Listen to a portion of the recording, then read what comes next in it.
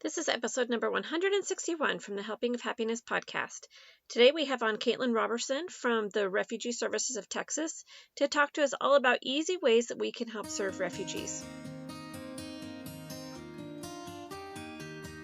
Hi, I'm Hillary Hess, and you're listening to Helping of Happiness. I am a crazy mom of 7 kids who loves to build memories through eating delicious family recipes and going on adventures with my family. On this podcast, you'll be introduced to light-filled people and ideas that inspire me to be a better mom and help me bring family closer together and closer to Jesus Christ. Hello and Merry Christmas. It's so fun to be back with you today. I am super excited to introduce you to our guest, Caitlin Robertson, today.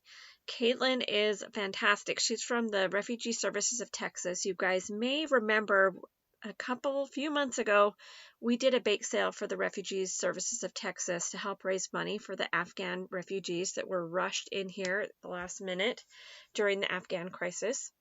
And I just love this topic, and I'm really excited to share this with you in December because I feel like December is such a great month of service. Our family's really been enjoying to do Light the World from the Church of Jesus Christ of Latter-day Saints. It's an Advent calendar where every day there's a different small act of service. So this fits right in with the things that I've been thinking about this month.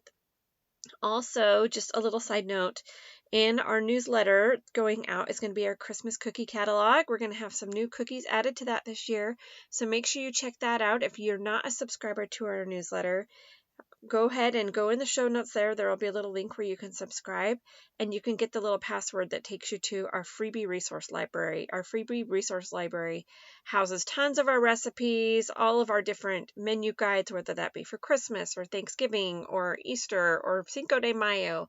It also has chore charts, free printables, you name it.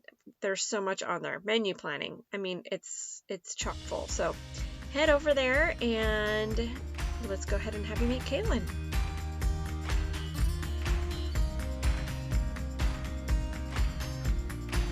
Okay, well, I'm super excited to have Caitlin Robertson on. Thank you so much for being with us from Refugee Services of Texas, which I've loved your organization for years. We have done lots of different fundraisers and things for you guys, and I just couldn't say more about your organization. But before we get into a little bit more about what you do, will you tell us a little bit about you and your family, and then a little bit about what you do with, I don't know, you want to call it RST or Refugee Services RST Texas for short. Okay. Yeah. I might go back and forth between the two, Refugee Services of Texas or RST. No, thanks for having me on your podcast. I was really excited about this. So, and it's so great to hear support from the community. I think that's been the most heartwarming thing of this whole period of time that's been so challenging for all resettlement agencies, but hearing how much the community appreciates our work and how much they've come around the work and supported it in every way that they possibly could, fulfilling our Amazon wish list and volunteering with us, forming those welcome teams. It's been incredible. But I won't get ahead of myself. I'll tell about my family. I am a mom of 4. I have a 13-year-old. I have twins in the middle, and then I have a 7-year-old. 3 boys and a girl. And the girl is fire and spice and everything nice with 3 big brothers. She's crazy. But we have just a busy family. We're in those middle years. And I'm liking the middle years a lot. I feel like I'm, moved past the diapering trenches. Yes. I did have 3 in diapers at one point because my twins and my youngest, my surprise girl was a surprise. And so they are 21 months apart. So I had 3 under the age of 2. And those were refining years. And ultimately, like, I'll always look back and probably see it as the hardest season of my life, but also incredibly valuable time, because it really did help me get in touch with the passion in my heart, what my values were, what I wanted to do for the rest of my life when I was dreaming of not changing diapers all day and doing the dishes all day and keeping up with the laundry. And by the way, I was listening to podcasts during that time to survive. We all need a friend when we're going through all of that. And I think listening to a podcast, it's like your friend in your ear, right? Yeah, exactly. So back in 2016, I was really moved by what was happening with the travel ban. I saw, I saw pictures on the television of families stranded in airports, not being able to reunite with their families, or on their way to another country and then getting stopped and not able to travel. The injustice of all of it really stirred my heart. And at that time, I went to the protest. We were living in Boston, and I went to the protest in Boston, and I was really struck by the passion of the crowd and the opportunity to harness energy for good. And I thought, if we all come out and we all say, no travel ban and all are welcome, what does that look like in practice? And what are we doing to harness this energy to actually affect change, not just to protest, but to do something good with it? And so I started looking for refugee-led organizations in the Boston area that I could support as a volunteer. At the time, my younger ones were in preschool. And so I went to one organization and I said, look, I have the hours of the day that my kids are in preschool. It's about 20 hours a week, and I will give it to you. Tell me what you need, and those 20 hours are yours. That's what started me into fundraising and mobilizing people for good. And I didn't even think of it as a potential career pivot. I was trained as an elementary teacher, and I had different teaching experiences over the years, but I wasn't expecting at that point to make a career change. I also knew that I didn't want to go back to the classroom. I knew that I was passionate about refugee issues. And I also went to the library and I checked out every book that I could on the refugee crisis in Europe. At the time, 2016, that was 2015, 16, kind of the height of it. And I just started reading everything I could find on refugee issues.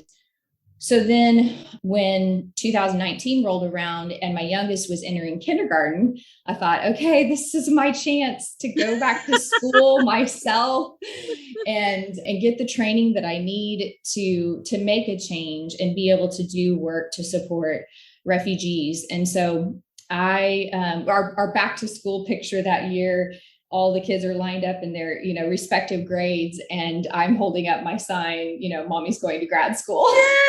Oh, I love it. I love it. I love it. Yeah. So it was great. I did an incredible program that let me focus on immigrant and refugee advocacy.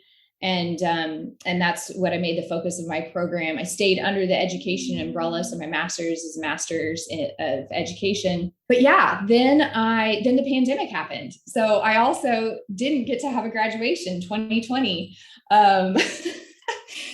So I then expanded my job search because we realized my husband could work remotely. He is in the biotech world. Mm-hmm. And expanding my job search, I started looking at where's the front lines of the U.S. migration story. And it really is arguably California and Texas. Mm-hmm. And so I looked for job opportunities in both states. And now my dog's going to cry in the background. So if anybody hears a whimpering puppy in the background, she does not like the mowers going on. So she's gonna whine at us. So yeah, so I found Refugee Services of Texas, and I looked at their website and I looked at the diverse board they have with former refugees and immigrants on the board. And I thought, they're centering the right voices. They're bringing the right people to the table to make decisions for the populations we serve. And I was really, really interested in the work they do. So I applied for a job, and that's how I ended up here. Now, second year in, my role with RST is now the Director of Major Gifts, which is just a fancy way of saying that I visit with corporations and foundations and individual donors who support us in building the capacity of the organization. And I get to do a fair amount of advocacy and education in the community, which I absolutely love. And I work between Austin and Dallas mostly, but I am able to travel to all of our different sites. And we are in 6 sites in Texas, and we just expanded, which is the six big cities, and we just expanded to San Antonio That during is the so Afghan great. situation. Yeah. Oh, that's so great to hear. I love that. Yeah. I've been so grateful for my time at RST, all the experiences here, the wonderful people I work with, our incredible clients who are just absolutely most beautiful, resilient human beings, that really, inspire us to pull through long work days and, hustling for all that we have to do right now, because the U.S. resettlement program was extremely damaged over the last 4 years. It was so crippled that of the around 300 agencies around the country, about 100 of them closed during the last 4 years. Wow, that's a lot. And, because refugee resettlement is a presidential determination, so the president determines every year by executive order how many refugees will be resettled. Well, if the president drops the number down, like what happened in the Trump years, he brought it to the historic low of 15,000. On average, the U.S. has resettled 95,000 a year. Wow. So it was a drastic cut, and many agencies just couldn't survive that. And we were fortunate at RST. We have a lot of different programs. I think I mentioned we serve all displaced populations. So we have a robust survivors of trafficking empowerment program that's called STEP. We have an asylum seeker assistance program, ASAP. We have an unaccompanied minor program in Houston. We have immigration legal services that help clients step through that green card process on towards citizenship. And of course, the resettlement program. So the diversifying our services kept us afloat, where other agencies that just did resettlement had a more difficult time. Oh, I'm learning so much. I feel like I've known a little about your organization, but I guess it's just opening up so many things I'd never really thought about before. And I didn't realize that they had been cut back that much. I mean, a third, that's a lot. That is a ton. Wow. Okay, so now the little dog's going to bark. Oh my, this is just going to be fun. chorus. When you interview a mom with 4 kids and 2 dogs, this is real fun. Well, luckily, I am also a mom of 7 kids and 3 turtles. So the turtles luckily aren't that noisy, but the 7 kids are very noisy. So we do what we do, and we just do what we can, right? That's right. Carry on. We do what we can. Keep we carry on. And carry on. Yes, regardless, we're going to talk about this. So that's right. So tell me, what are some reasons that people are fleeing from their countries to come to America for help? Because I think some people don't, every person maybe not realize why people are coming here, what's happening. Right. Well, and I think it helps to define the 2 main categories of people that do move into other countries. A refugee is someone who is forced out of their home country. They were forced to flee, and they are, they're fleeing danger, they're fleeing persecution, and they were forced out. An immigrant is someone who's moving toward opportunity. I think the thing that's important for the public to understand, though, is, kind of this gray area, as, if a country has economic instability, if there's extreme poverty, extreme violence, climate change, there's a number of different push factors that do force people to seek better opportunities or flee really bad opportunities. And so those 2 groups can blend and end up having very similar motivations for leaving. So our asylum seekers, many of our asylum seekers, even though they haven't been granted refugee status, they are fleeing danger and they need help. They need protection. But a refugee is a specific legally defined status that provides access to benefits and the ability to work immediately when they are resettled. And it's defined by the 1951 Convention for Refugees. And those reasons for fleeing are a well-founded fear of in 5 categories. So persecution, political affiliation with either membership in a social group or membership with a particular political affiliation, race, nationality, and religion.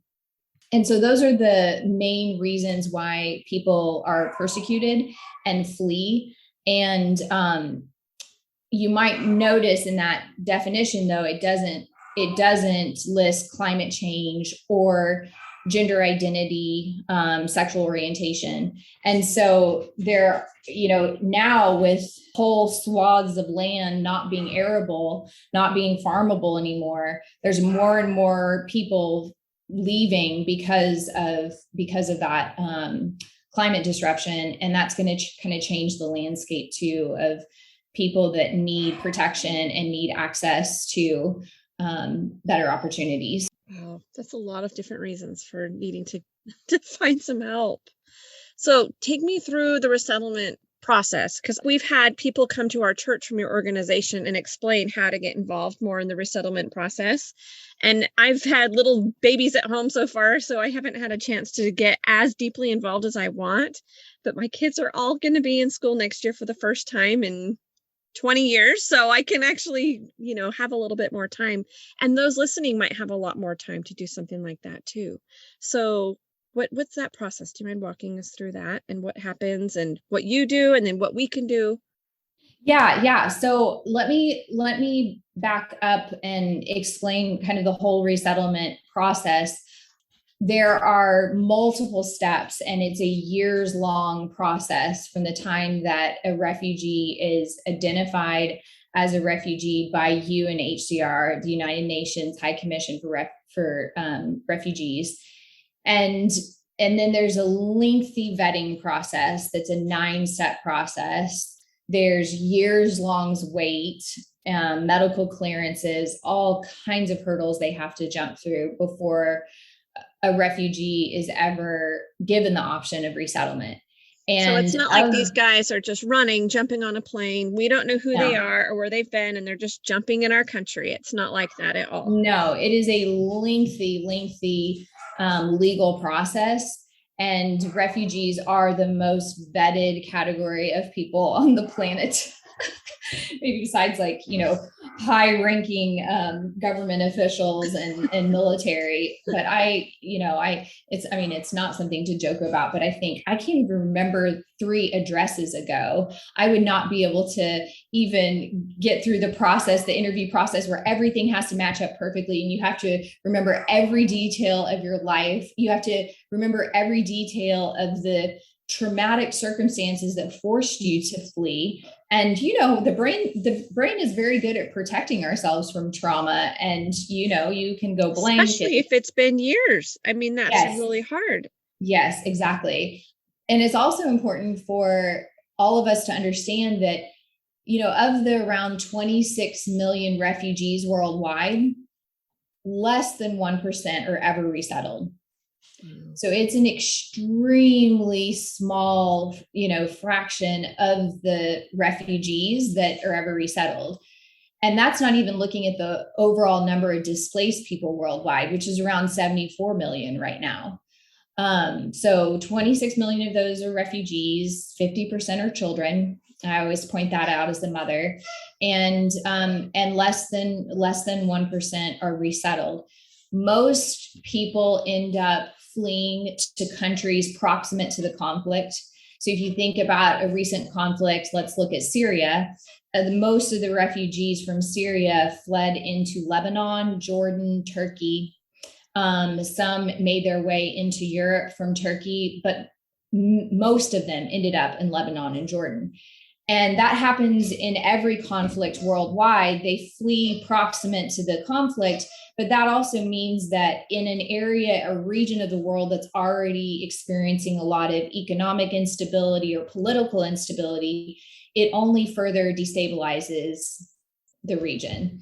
And they're fleeing to countries that all may be facing, huge economic pressures and political unrest. I think about Lebanon all the time because they're really, really struggling right now. And they took in over a million Syrian refugees, and their whole economy is collapsed. So Not because of the refugees. They were collapsing anyway because Right. of But political that pressure corruption. doesn't help. Right. Yes, exactly. But it's not the wealthiest nations in the world that are responding to the need. It is often developing countries or even underdeveloped that end up welcoming the most displaced people. Wow. And so, yeah, most people don't get to go back to their home country. That's called repatriation. And that's rare that happens. Many are just internally displaced. They may flee to a nearby village or another area of the country, or flee within the region.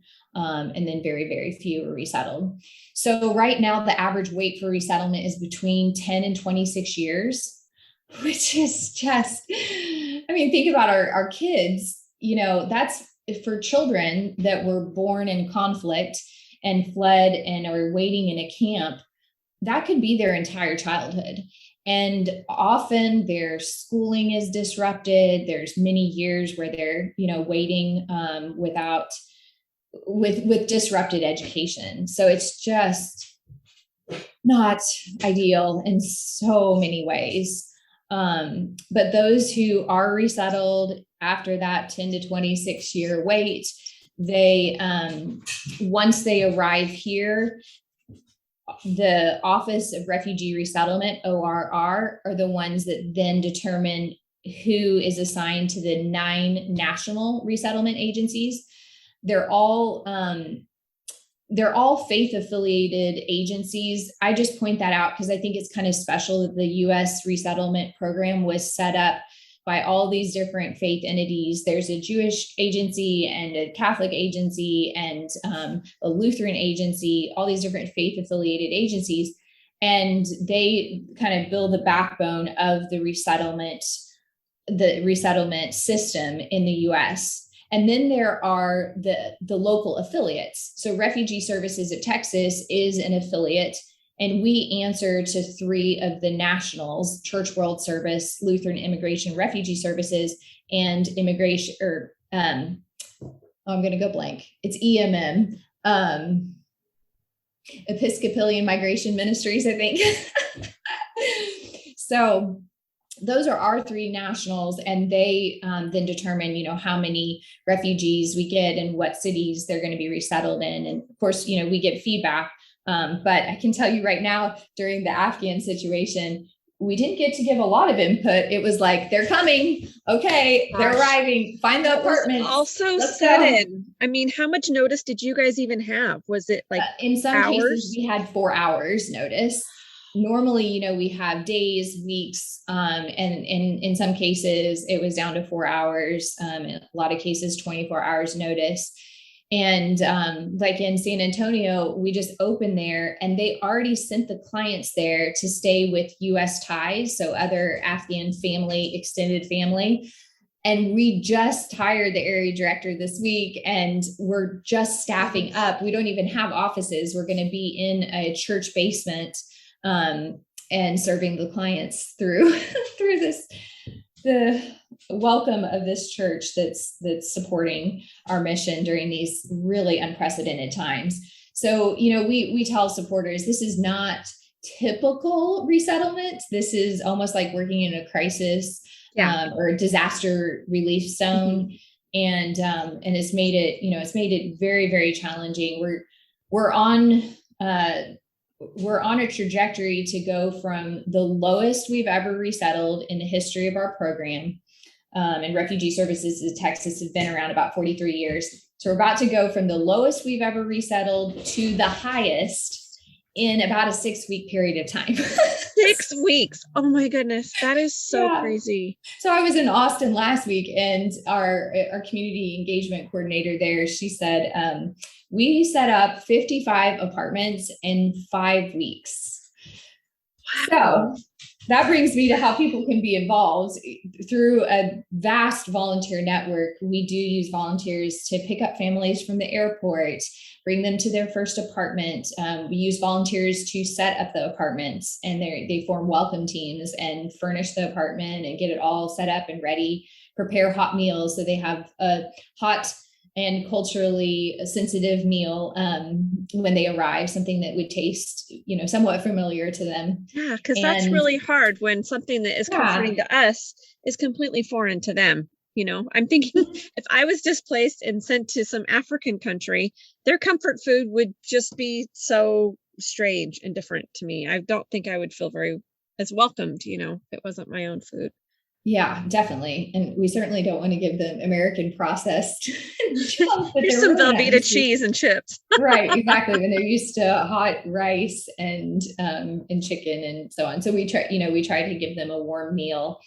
And then we use volunteers for ESL to help with language supports. And we have an awesome group of volunteers right now running a sewing initiative in both Austin and Dallas, where they're doing a women's empowerment group and teaching them English while they teach them sewing skills. Oh, cool. That's Yeah, neat. that's really great. Oh, But yeah, that's that's just so kind of incredible. that's the whole process. And then once they're here, they receive all the services of enrolling their kids in school Mhm. and, case management around education access and getting everything squared away for that, employment services, getting them a job as quickly as possible. Again, like applying for a green card, social security card first, and then green card. And we try to get them to a point of self-sufficiency in 5 months' time. So it's Wow. really like It's hit the really ground lightning. running, put as much support around them as possible, and get them to a place where they've secured employment where they can pay their own rent and really be on their own feet very quickly. So how long is that usually about 5 months when you guys pull out, or how long are you guys usually with the families? Yeah, on average, we give them about 5 months of support, but we'll continue supporting depending on where they're at that 5 month point. We don't rip the rug out from underneath them. We try See, to, it's been 5 months and one day. You're yeah, done. Yeah. yeah, exactly. We try to, wean them off the additional supports that they have through cash assistance or, housing subsidy. So we slowly wean them off of that as they have secure employment and, they're able to, like I said, pay their own rent and pay for their food and everything. But it's really amazing. Many clients are just completely on their own in a year's time. And by on their own, I mean like, sufficient, like self-sufficient, not relying on benefits. And that's why I say, refugees are some of the most resilient human beings that I've ever come across, because they found a way to not only survive and protect their families, but to flourish and thrive in new communities, despite so many obstacles working against them. That's so incredible.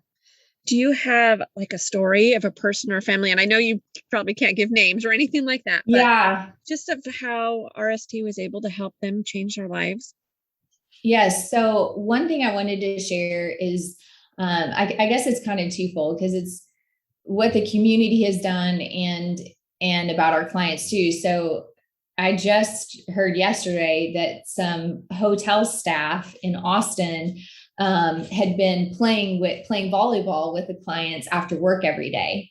So when their shift would end, they would get together with the refugee clients who are temporarily housed in this hotel, and they would play volleyball with them every day after work. And so that was just wonderful to see that the community really is like stepping in every way that they can to help. I had a couple different organizations, MTO Charity and Color Me Safe in Dallas. They pulled together and created a children's area so that when these moms are doing their sewing or they're coming for case management, they're not having to sit and visit with their caseworker with their kids crawling all over them. We have like it's a designated, so stressful. Yes. Yes. We've all done that. Doctors. We've all gone anywhere with small children is really stressful, but especially when it's a big life change and your whole world has been turned upside down. And yes, exactly. So it was just so great to have this designated trauma-informed children's area. So it has soothing toys that are,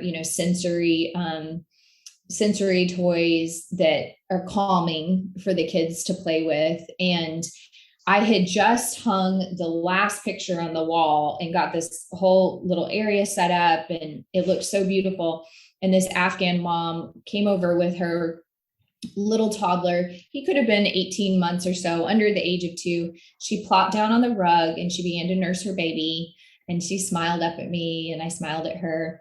And then when she was done nursing him, she pulled out some blocks and started playing with the blocks with her son. And I saw her husband, he was, visiting with a case manager across the way. And both the parents looked so weary and, just drained. And I could see the sadness in their eyes.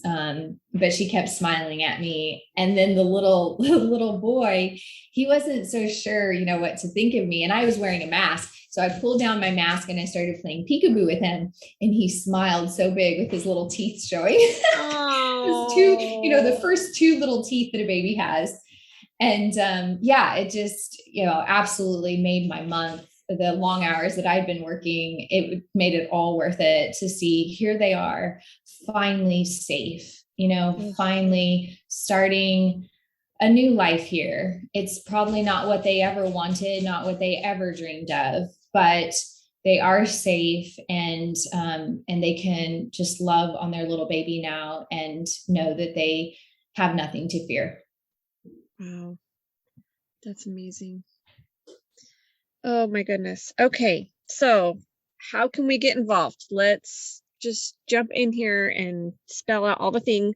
Amazon wish list. That's been one of my favorites. I love that because that's really easy. I can just kind of jump in and donate however much I can at that time.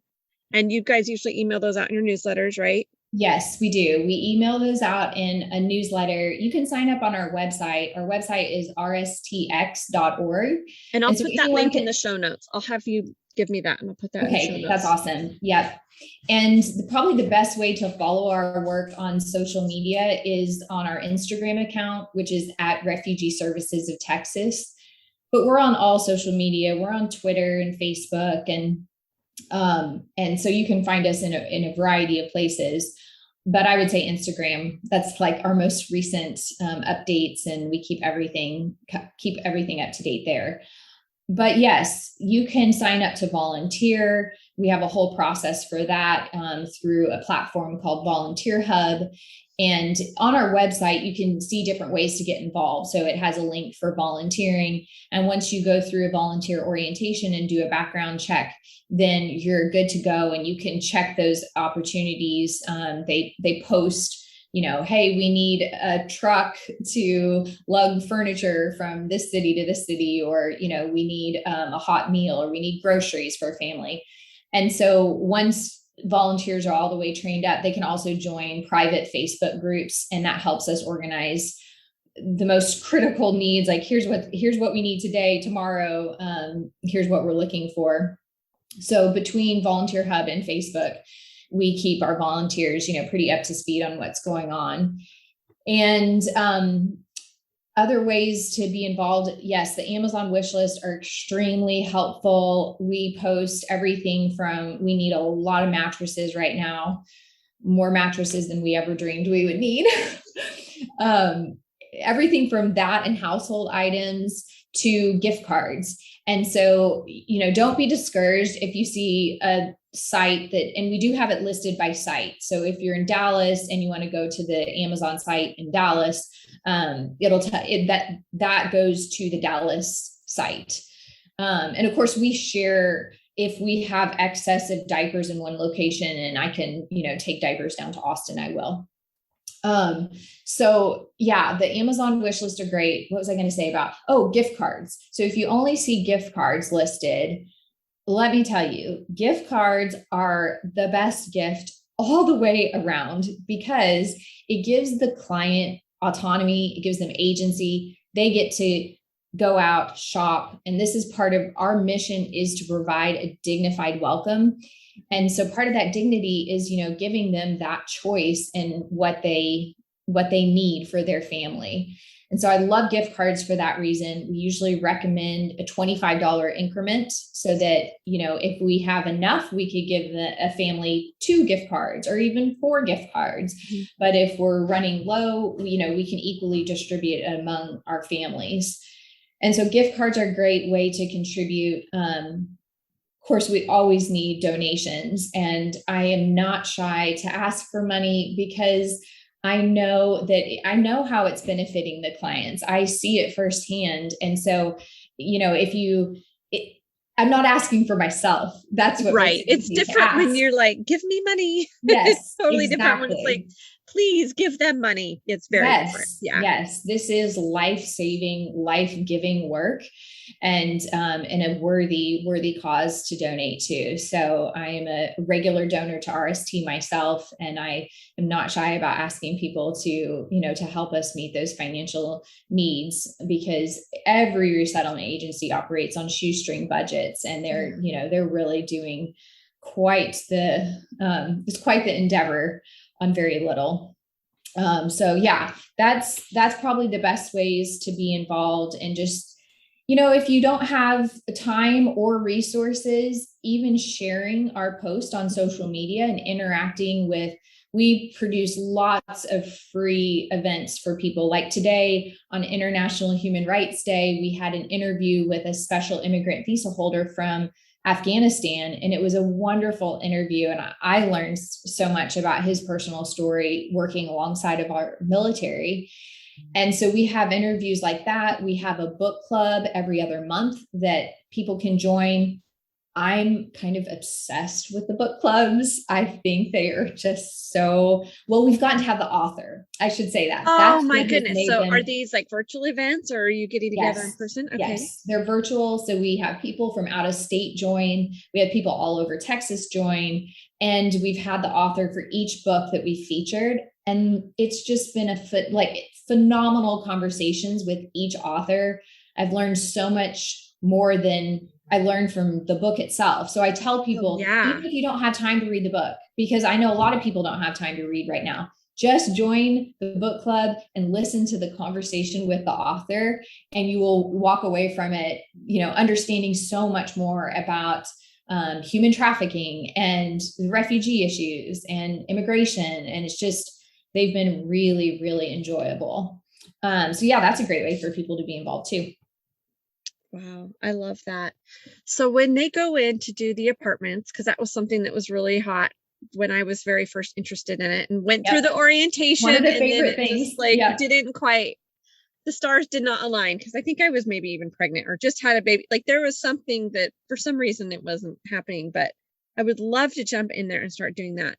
So how do you get the supplies? Do you go out and fundraise and have you get the furniture yourselves, or do you guys help with that? Like, take me through the apartment setup. That's a good question, because normally we might have a welcome team, and I should mention a lot of our welcome teams are formed by churches. Mm-hmm. And so a church group, their small group might form a welcome team, and then they can like organize and orchestrate the whole apartment setup with their fellow community members. So normally they might they have a list of all of the essentials for the apartment, the things that we absolutely need to provide for the family. And they would fundraise themselves and just do a donation drive. And it's all, basic essentials for an apartment, and get used furniture from people. It can be all used donated items. That's normally what happens.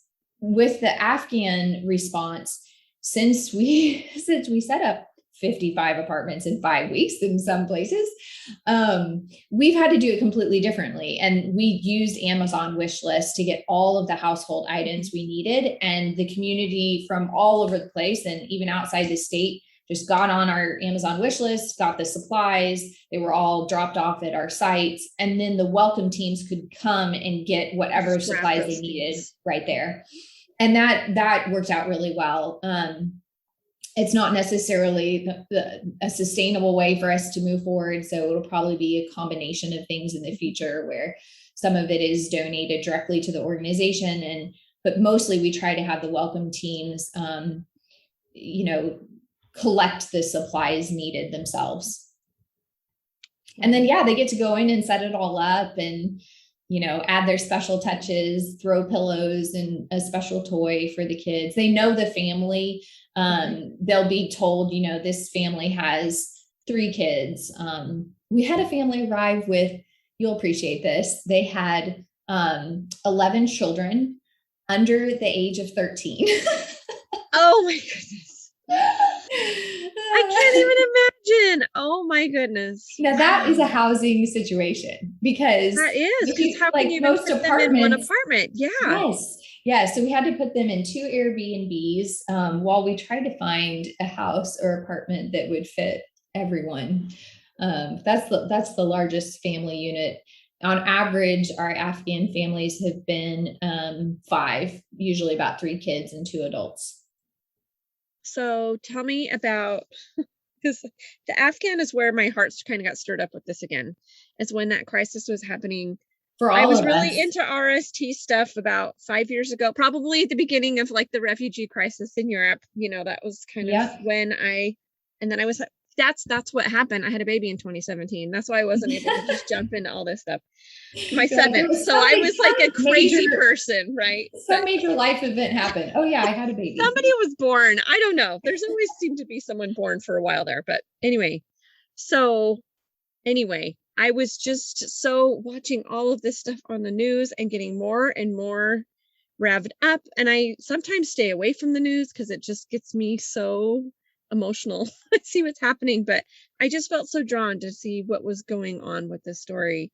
And so I just grabbed a few moms in my neighborhood and we just did this big bake sale. And we're like, here, this is happening right now. These people need a place right now. And instead of me just throwing in a $50 donation or something, we were able to raise $1,000 in 2 days. That's amazing. It was amazing. I mean, and thank you. And thank you to all your friends. If any of them are listening that participated in that bake sale, people sometimes are reluctant to donate to a nonprofit, or, they think, oh, well, I don't have much to give. And I tell people, look, give up your coffee, your coffee, 2 coffees a month for $10 a month, become a $10 a month donor. And it makes a huge difference for an organization like this. And doing a bake sale with your friends, putting together a Christmas tree card drive, where everyone contributes a bunch of gift cards on this tree and donate it to your local resettlement site. Those things make a huge impact on our work. And we cannot fulfill our mission without things like that, without a bake sale that ends up really, that was a significant bake sale. Well, I was so shocked. At people's generosity, because it's like, okay, well, I can donate, but this is going to be one doctor's visit for someone. This is nothing compared to the needs that need to be here. And we had people just even donating online, people that don't even live here were, let us contribute to this bake sale. Awesome. So many, it was just so awesome to see the windows just opened, and we're just a bunch of moms, I have like a food blog and a podcast, but it's not like I'm national news or anything. You know what I mean? No, but the power of, of grassroots organizing. Yeah. I think cool. There's so much collective power in moms coming together. And, there are some incredibly active mom groups around refugee and immigrant issues too. We Welcome is a great mom-driven organization. And then look at me, I got into this work just as a busy mom, but this is I love that you got into it while they were in preschool. That's just like, if you really want the time to spend, you can find the time. It's so awesome. Yeah, that's exactly it. I love that. Oh, so great. Anyway, that was just a really powerful experience for me, because I just couldn't believe the outpour. And I think sometimes people really want to help. They really genuinely want to do something, but they don't know where to start. So that's one reason I wanted to talk to you today, is you've gave so many great ideas of different ways that people that either time poor or maybe they're money poor, but they could help go and give of their time, so It's just great. I think it's so well, and people can reach out to me too. We'll put in the show notes my email, because if you have a special idea of something that you think of, like, oh, you know what, maybe I have this XYZ talent or service to provide, or whatever it is, reach out to development staff, because that's what we do. We try to match what someone in the community wants to contribute to the organization to a need within the organization. And there's lots of different ways that people get involved. Like our sewing initiative, we had a fashion designer who's an advanced dressmaker come to us and say, I'll provide the next level up for those women. Once they get through this basic sewing class, then they can take this advanced dressmaking class. And so, when you get to put together people and needs, it's just magical. I love it. That is awesome. I love it. Oh, all these things. So great. Oh, this has just been such a treat for me. I love it. Okay, so let's tell everybody one more time where we can find you guys. Yep. So we are at rstx.org, or find us at Refugee Services of Texas on Instagram. And those are the two main places. And then you can search by location on our website and get plugged in with local opportunities. Because I do encourage people, serve wherever you're planted, wherever you land, try to serve your local community. That's definitely the most efficient way to go about it. Everywhere. So you can definitely find it for sure. That's right. That's right. And if you don't know where to start, get on our Amazon wish list with RST. So yeah, totally. Oh, and speaking of baking, I don't want to forget. And I mentioned this to you before we started. This, I am actually way excited about this project. Yes. Tell about that. So one thing that we've done at Refugee Services of Texas for years is have something called a salam supper. Salam or shalom, both meaning peace. And you basically gather friends in your home and you have an RST staff member come over. You have this, just a community dinner, and it's a time to share about all of our programs and services and our mission, the work that we do. It's not a fundraiser. It's just, let's gather around a table. Let's talk about this important work. And last year, we decided it would be amazing to publish a cookbook featuring 25 countries with displaced chefs, so refugees, asylees. I think there's some survivors of human trafficking featured in the cookbook as well. And so they get to share their favorite family recipe in this cookbook. And that cookbook's coming out this spring, fingers crossed by March. And we'll get to do lots of different cookbook events around the launch of the cookbook. So perhaps you're tied in with an art gallery and you want to have a wine and cookbook appetizer drink night, and feature pictures from the cookbook, because it is going to be gorgeous. I have seen the food photography from it, and it's going to be such a beautiful coffee table book. But maybe you just want to have a group of friends in your home, gather your mom friends around and have a dinner, and we'll bring the cookbook to sell. And we'll even, in some cases, we can arrange for one of the chefs, like in the Dallas area, one of our Dallas chefs could come and do a food event at a church, in a home. So we're really excited about all the possibilities with this cookbook. Our whole thing is going to center around food and community going into 2022, which isn't that what we need after 2020 and 2021? The more food and gathering of community, the better.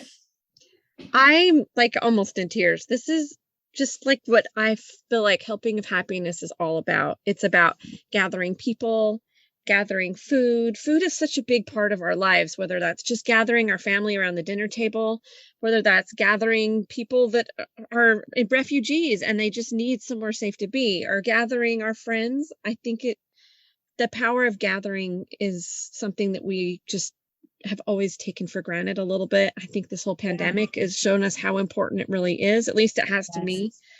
And absolutely. I'm just so excited, because I think what a great way to get to know the culture of these people and to love them in a way that we didn't understand them before, by eating their food and learning their stories. And I can't wait. I totally agree. And so cool. I share with people too, you don't have to be a trained psychologist, just connecting with another human being face to face, sharing a meal, it heals all of us, but especially those who have undergone very traumatic circumstances and hold a lot of trauma in their bodies. And so I can't think of a better way forward for all of us than, to connect face to face. Love it. Okay. Do you have a few minutes for our helpful and happy questions, or are Of you course, okay?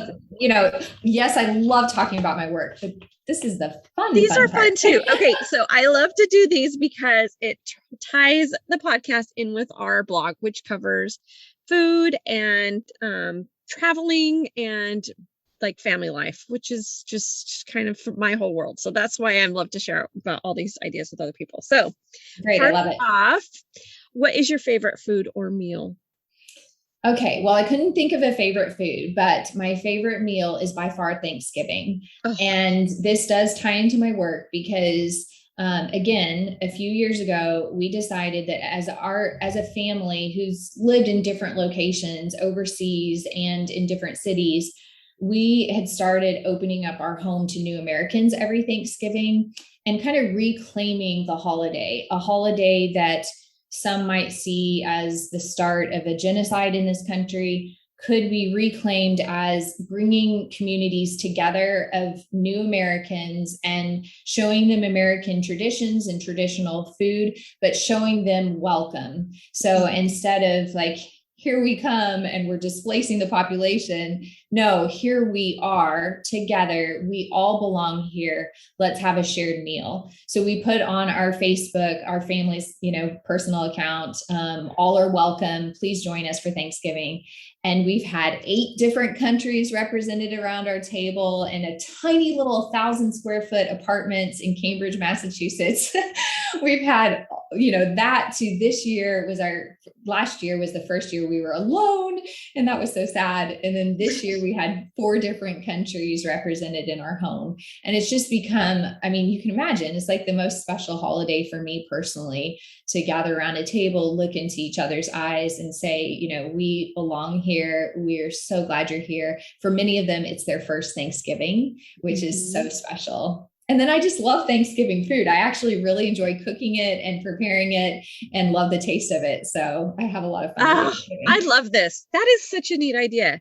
What a neat thing to teach your kids. That's so incredible. My kids have really come to, I bet they love it. Yeah. Yeah. They anticipate it. They love it. They ask, what countries are going to come this year? That is so cool. Oh, I just want to teach my kids about all culture and all those things. That just sounds so neat. Yeah, and how neat for them to meet these people from these places. That's so incredible.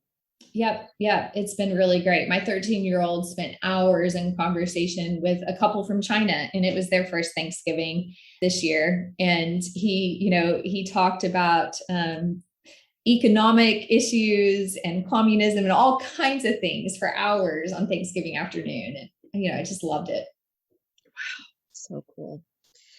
Okay. Whew. All right. What's the best trip you've ever been on, or your dream vacation, or both if you can't decide? Oh man. Well, the best trip I've ever been on, we lived in Israel for 3 years. Oh, Israel. I love Israel. I went there as a teenager, just a couple weeks. So it was never enough. Oh, it's the best. It's so amazing. The best. And if everyone has a chance to, like, whoever's listening, if you've ever thought about going and you've been on the fence about it, just go. Just go. It's incredible. The people are incredible. The food is incredible. It's amazing to see scripture in context, really in context. You'll never read the Bible the same ever again. Yes, that's what I've always said. I never read my Bible the same after our 3 years there. 3 years. I can't even imagine. That would just be such a dream. I loved it. And we would love to take our kids back. We actually have not been able to take the children back yet. And Ethan, my oldest, was born over there. So no way. Yeah. We moved back to the States when he was 2.5. So we're just dying to go back with the whole family. That's my dream. My dad took all of us. There's us 3 girls. So we all went. It was so cool. He's got Jewish ancestry and he's got Christian. And so my grandpa was a Messianic Jew. So he went to synagogue, all that. And so it was just so cool to see that all in practice. And I don't know, it's not like anywhere else. It's so cool. I love it. I completely agree. So yeah, whenever I can get back there, I will. Oh, I'll come. I'll come with you. Maybe we should go together. You can handle my huge group. It'll be a whole tour bus will fill. We'll feel the best. Oh, I love it. Okay, do you have a home or family hack for us to finish it up? Oh my goodness, I have so many. And people are only hearing my voice, but first off, cut off all your hair.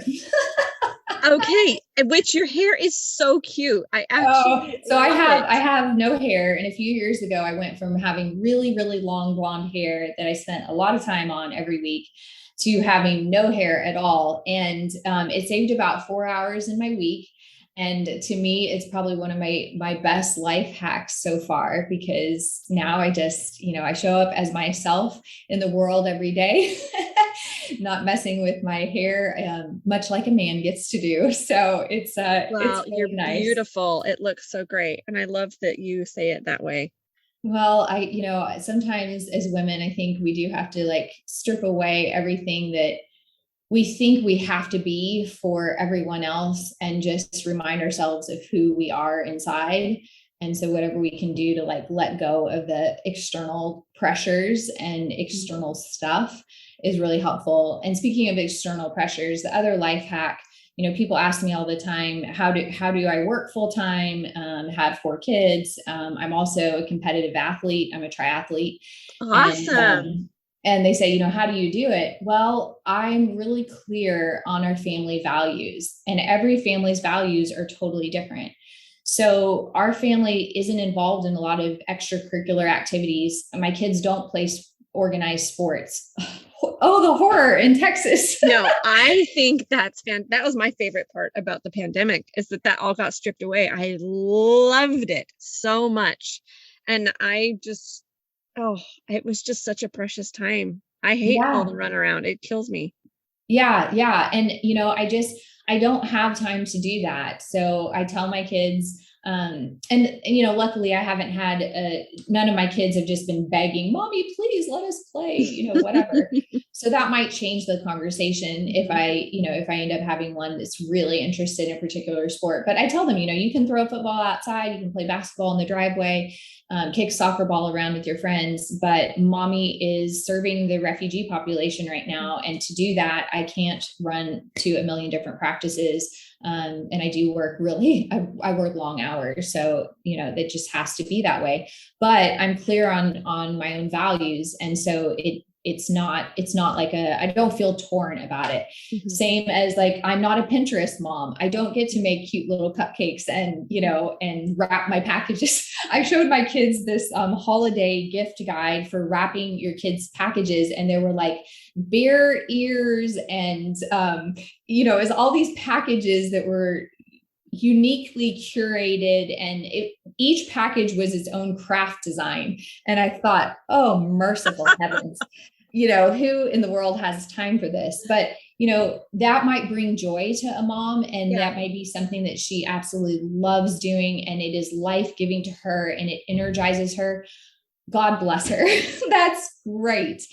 That's not how, that's not what is life-giving to me. Well, and I love that you know that about yourself, because I think that that's really important, that if it isn't giving you joy, just give it up. Yep. You can be like me and just recycle your same gift bags over and over and over and just putting more tape on those suckers. And if the wrapping paper might have to work for a couple of things, but it's just a Sharpie on the top to kid love mom or whatever it is. There's nothing fancy going on. Yeah. And they tear right into it, and that's fine. Yeah. I'd rather go on a trip, honestly. Let's go somewhere and have some quality time together than worry about. But I know that it's just different for every one of us. And I love that you know that about yourself. I think that is such a good thing for us all to figure out. You're exactly right, though. You just have to know yourself and to be clear about who you are and what you value for yourself and your family. And then it's not such a hard decision where you feel so much anxiety or angst over it. Yeah. Or pressure from others. I love how you brought that up. Yes, exactly. And then the other 2 hacks, see, I have so many hacks because you have to as a busy mom. The other 2 things really quick. HelloFresh has like saved my family's life recently. So my 13-year-old makes the meals from scratch, Oh, I and love he kids in the kitchen. loves, That's so great. yes, he loves preparing them. The kids are actually trying things that they've never tried before. And it's been more economical for our family size than when I'm buying groceries and preparing from scratch meals. So it's actually worked out really, really well. So that's my latest obsession. And then I will end with podcast. Podcasts are a life hack because they entertain me while I'm folding clothes. They entertain me while I'm commuting. They entertain me while I'm exercising. So, and you can find whatever you're passionate about and listen to Oh, that. yeah. And it's Yeah. just, makes me so happy. I love them too. And I love that I can pick ones that I'm super just plain entertainment value and some that I'm learning a lot from. There's a lot of history podcasts that I really love too, or That's news or just awesome. different, spiritual, whatever it is that you feel like you need at that moment, you can have it. So, and I'm honored that whoever's listening to this plugged this podcast into their little queue, because it really is an honor to be able to serve. So thank you for coming on here so that I had Thank you so much this for having conversation to me. share. I've just been thinking about you guys for a long time, and I'm really glad that we got it together. So you're doing Well, amazing thank things. you. Thank you for your support as a Refugee Services of Texas supporter, but also as a fellow mom, just knowing that other moms are out there, sharing the same humanitarian values and Yeah. raising children that are going to be light and hope in this world. So I appreciate you and the sacrifice that you're making as a mother to make our world a little better. Thank you, Caitlin. Thank you so much.